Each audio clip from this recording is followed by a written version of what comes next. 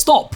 Before you take that trade, check for these 5 things. If you do not do this, you will continue losing and stay a brokey. Firstly, you must identify the market structure. You must identify the trend direction.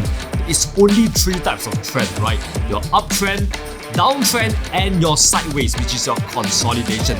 It's really just as simple as that. These are the only 3 types of trend. These are the only 3 ways where the market can move. It cannot move anything else. So in an uptrend just like this, price would be making your higher highs and higher lows, higher highs and higher lows. So in this case, you want to be trading with the trend, trading the overall trend, not against the trend. So in an uptrend, you should be looking to buy. And in a downtrend just like this, where price is making your lower highs and lower lows, you should be looking to sell. And when price is consolidating or going sideways just like this, you can either buy or sell. But I personally stay out of the market when price is consolidating because I've learned the lesson the hard way. And of course, it's not always gonna be this clear to identify the trend because there are times where it is quite tricky and it's quite hard to identify the trend, right? Just like this example right here, price went down and then reversed and hit up, and now it's just like going sideways and going consolidating like this. So what should you do in this case? What is the overall trend here? What should you do? Should you enter for a buy or should you enter for a sell? Let me bless you with some wisdom. When in doubt, just zoom out. So right now, we are confused. We don't know whether we should go in for a buy or go in for a sell because it's just confusing, right? So what you want to do is to zoom out so that we can look at the bigger picture. And by zooming out means that we're going to go up to a higher time frame. So right now we're on the 4-hour time frame, and if we zoom out, let's go to the daily time frame. And now, do you guys see the trend? Now we can see that it's clear as day, it's actually a downtrend. So this is the overall downtrend, and like I said, we want to trade with the trend. So in this scenario, we should be looking to sell. And the reason why we zoom out to the higher time frame trend is because you must remember the higher time frame trend, which is the longer term trend, will always be stronger than the shorter term trend, the smaller time frame trend, like the 15-minute, the 1-hour trend, right? So the daily time frame trend is always gonna be much stronger than the 15-minute time frame trend. There will be times where the market is even more confusing and you won't be able to identify the trend clearly. In that case, my honest advice to you would be just stay out of the market. No one is forcing you to trade. The last thing you want to do is to force trades, because when you force trades, you start trading those setups where you shouldn't be trading, you will lose money. Next, you cannot enter for a sell randomly just because you see that price is in a downtrend. Because look at this example right here. If you enter for a sell like somewhere right around this area, just because you see price has been heading down, and then the next thing you know, price pull back and shoot back up and you lose a whole lot of money. That is why you need to wait for price to reach an area of value, which is the second thing that you must look out for before entering for a trade. So examples of area of value are things like your support and resistance levels, your supply and demand zones, your trend lines, your moving averages. All of these are examples of areas of values where you want to enter for the trade. So basically, you want to wait for price to get to any one of these area of value. Then you can consider entering for the trade. So in this example, we see that price has been in a downtrend, and you can see that there is a little support level being formed right here. So in this case, there's a support level right here, and right now price is in the middle of nowhere. And remember, we do not want to be trading when price is in the middle of nowhere. We want to wait for price to get to an area of value before entering for the trade. So in this case, price is somewhere right around here, so we still wait and wait and wait and wait until right here. This is when price get down to the area of value. But do we enter here immediately? No. Which is gonna bring me to the next step. But before we move on to the next step, I want to show you more examples of this area of value. Here's another example. This time we have a beautiful, handsome trend line right here. So in this case, price has just been bouncing off this trend line 1 time, 2 times, 3 times, right? This is not the best trend line, but just deal with it, alright? And now we are awaiting for price to come down to this trend line so that we can enter for a buy, so that we can push the price all the way up here, right? Like that is a profit. So right now what we want to do is to wait for price to come back down to our beautiful trend line right here, somewhere right around here. Then that is when we can enter for the trade. So this is when price got down to our beautiful trend line, which acts as our area of value. So this is when we can enter for the trade. Somewhere right around this area of value. Not here, but at an area of value. So another thing that you can use to find out your area of value is your moving averages. So right here we have plotted out the 50 moving average. This yellow line you can see right here, that is the 50 moving average. And this is our area of value. So we do not want to enter for a sell when price is in the middle of nowhere like this. We want to wait for price to get up to this yellow line, this area of value, this moving average, and then enter for a sell, enter for a sell, enter for a sell whenever price bounces off the moving average, not when price is in the middle of nowhere like this. The third thing you must look out for is your entry trigger. When price reaches an area of value, you cannot, I repeat, you cannot enter immediately when price is at the area of value. You must wait for some sort of confirmation, because there is a chance that this right here is a fake out, alright? And if you enter immediately, you are gonna lose a lot of money. So you want to wait for price to show you some sort of confirmation, which is called your entry trigger. So this entry trigger or confluence, whatever you like to call it, will literally signal to you that, hey bro, it is time to buy. So that is when you can finally execute the trade. So examples of confluences are things like your break of structure, break of trend line, your candlestick patterns. All of these things act as your confluences that you should look out for before you enter for the trade. Here's an example. In this case, we have identified our area of value, which is this support level right here. And right now, price in the middle of nowhere. So we want to wait for price to come back down to this area to show us some sort of confirmation for us to enter for the trade. So we still wait and see. Right now, prices came back all the way down to our area of value, but we cannot, remember, you cannot, I repeat, you cannot enter immediately when price is at this support level, at this area of value. You must wait for price to show you some sort of confirmation before you enter for the trade, show you an entry trigger. So we still wait, and right here at this point of time, we see a big juicy green candlestick right here. What is this? This is a bullish engulfing candlestick. How do we know that? You can see this candlestick is so much bigger than all the previous candlesticks right here, and is literally like engulfing them.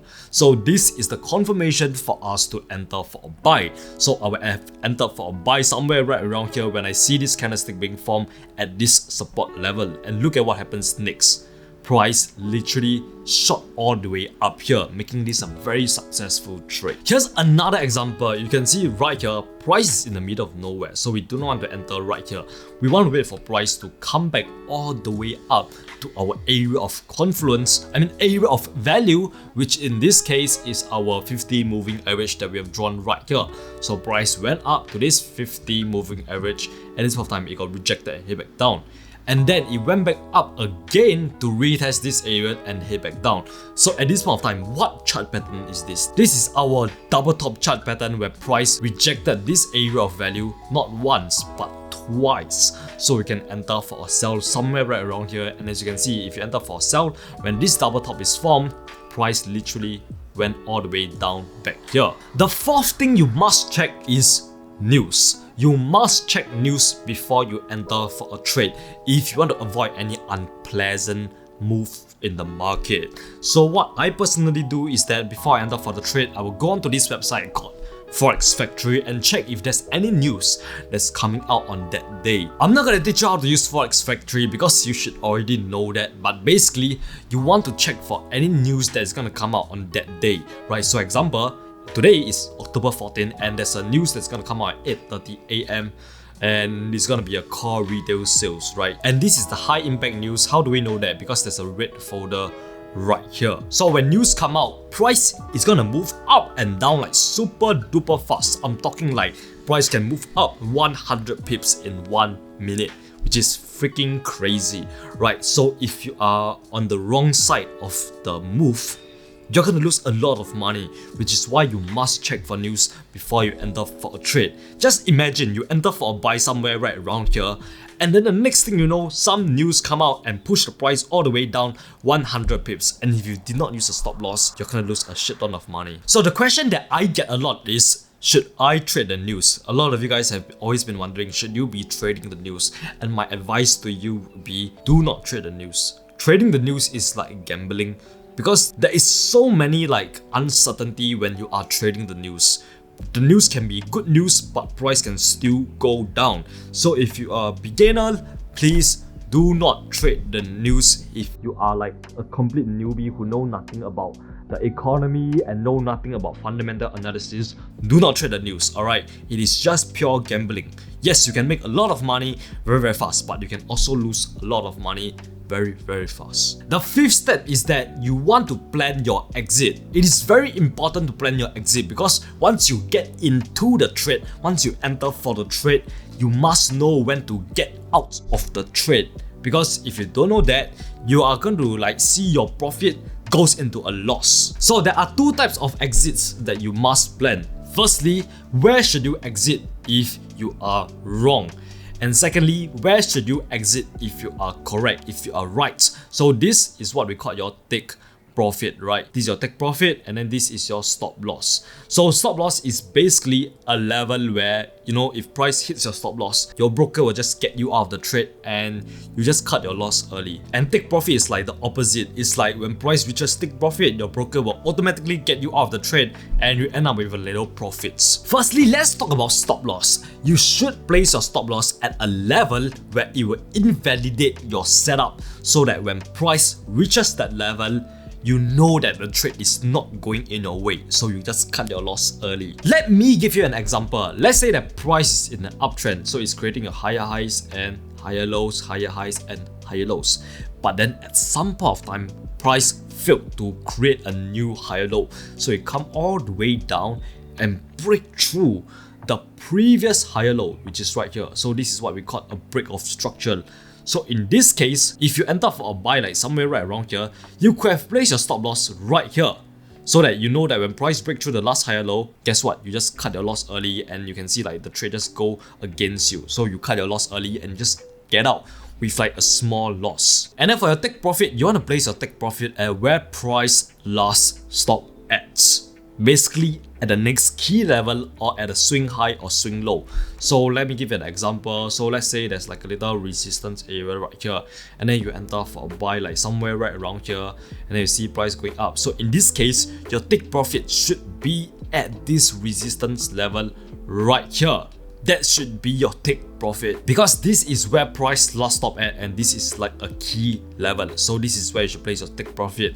Don't worry if all of this seems quite confusing to you, because I'm gonna show you an example. I'm gonna give you a step-by-step guide on how you can apply all these things that I just taught you. Now let's hop onto the charts. Remember, the first thing before you do anything is that we want to identify market structure. We want to identify the overall trend direction, so that we can trade with the trend. So in this case, price is in a downtrend, right? Price is just going down like this. That is the first point. So we should be looking to sell, right? Because price is in a downtrend and we want to trade with the trend, so we should be looking to sell. But should we enter for a sell right here? Hell no! We cannot enter for a sell right here randomly in the middle of nowhere. Remember, the next step is that we want to wait for price to get to an area of value before we enter for a sell. So at this point of time, I don't see any area of value, so we still wait. And you can see right here, price is giving us a little resistance area right here, because whenever price get up here, it always reject and hit back down, come back up, hit back down, come back up, hit back down, right? So price is just rejecting this area of value, this little resistance area right here. Now remember, when price reaches and touches the area of value like this, cannot enter immediately, because there's a chance that this is a fake out.